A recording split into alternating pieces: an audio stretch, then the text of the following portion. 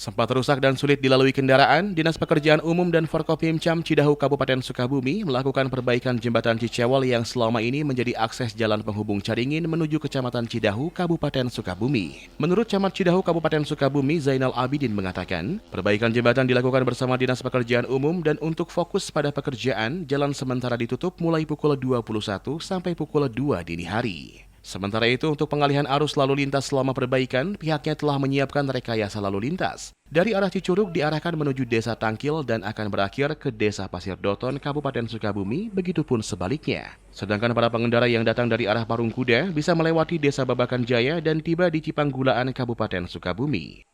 Beserta Polsek, Badan Ramil, kemudian Karang Taruna Muda, lokasi jembatan Cicewol, ya jembatan sementara, jembatan darurat ini kita sedang melakukan perbaikan, ya pemeliharaan jembatan darurat Cicewol. Dan malam ini mulai pukul 21.00 lebih sampai jam 3 pagi kita tutup sementara karena ini sedang dilaksanakan pemeliharaan. Dari Cidahu, Kabupaten Sukabumi, Ujang Heriaman melaporkan untuk Dinamika.